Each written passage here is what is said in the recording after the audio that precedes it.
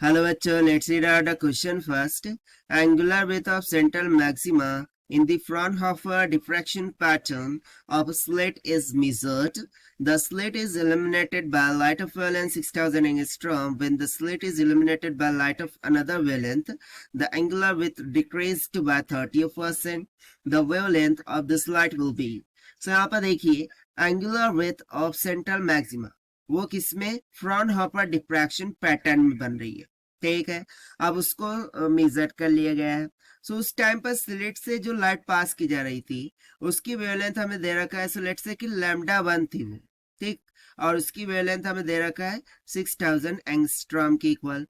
अब जब हमने उस स्लिट से दूसरी वेवलेंथ की लाइट को पास किया, लेट्स से लैम्डा 2, ठीक, सो उस टाइम पर जो विथ थी वो 30% से डिक्रीज कर गई। सो हमें उस लाइट की वेवलेंथ को फाइंड आउट करना है। तो चलिए स्टार्ट करते हैं सोल्यूशन से।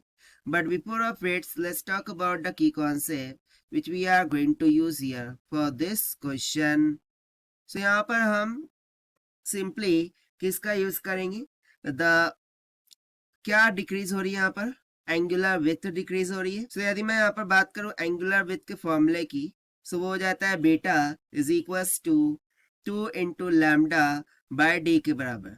अब यहाँ पर मैं डायरेक्टली 2 लैम्डा बाय डी ले रहा हूँ। क्यों? क्योंकि यहाँ पर हमें बात की गई है फ्रॉनहोफर डिफ्रैक्शन पैटर्न की। सो उसके लिए डायरेक्ट ये फॉर्मूला होता है। So okay, so don't be confused.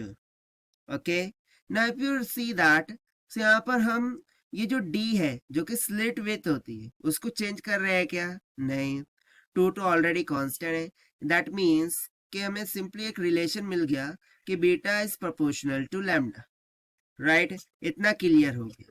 Now since we are using the two types of wavelength light, so इन दो टाइप की वेवलेंथ ऑफ लाइट के लिए मैं एक रेशियो लिख सकता हूँ कि beta 1 by beta 2 this is equals to lambda 1 by lambda 2 के बराबर। ना लेट सपोज कि इनिशियली जो हमारी विड्थ थी, एंगुलर विड्थ, वो बीटा के बराबर थी एंड फाइनली जो B2 है वो डिक्रीज कर गई है 30% से, यानी कि रिमेनिंग कितनी होगी? 17%, राइट? जब 30 से कम हुई है सो रिमेनिंग क्या होगी? 70%। सो ये जो होगा B2, ये 70% ऑफ इनिशियल वन, इनिशियल क्या थी? बीटा, सो ये हो जाएगा 70% ऑफ बीटा के बराबर। इतना क्लियर हो रखा है? ठीक। सो लैम्डा 1 पता है, लैम्डा 2 फाइंड आउट करना है, बीटा 1 बीटा 2 भी हमें यहाँ पे पता है। तो चलिए हम सब्स्टिट्यूट करते हैं। सो यहाँ से बीटा 1 को मैंने माना बीटा डिवाइडेड बाय बीटा 2, क्या हो जाएगा? 70% ऑफ बीटा, यानी कि 70/100 times of beta. This is equals to lambda 1 का मान रख देंगे 6000 एंगस्ट्रॉम, यानी कि 10⁻⁻10 डिवाइडेड बाय लैम्डा ऑफ 2। सो यहाँ से फर्दर सॉल्व करते हैं। सो देखिए क्या हो जाएगा, बीटा से बीटा कैंसिल हो गया, 100 ऊपर चला जाएगा।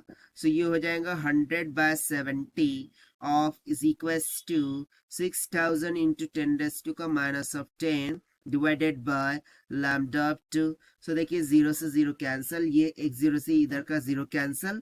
अब हम क्या करते हैं, लैम्डा 2 को इधर लेकर आते हैं, right? So lambda 2 will be equals to, इस 7 उधर जाकर मल्टीप्लाई कर देगा, 6 7 42, यानी कि कितना हो गया ये 42 ऑफ 100 इंटू 10⁻⁻10। सो देखिए यहाँ से मुझे वेवलेंथ कितनी मिल गई? Lambda 2 will be comes out equals to 4200 angstrom के इक्वल। और यही हो गया हमारा आंसर, जो कि हमने फाइंड किया है by using the conceptual formula of angular width. Now let us take the option. So option C will become correct. So this is the required solution. I hope you understood well. Best of luck. Thank you.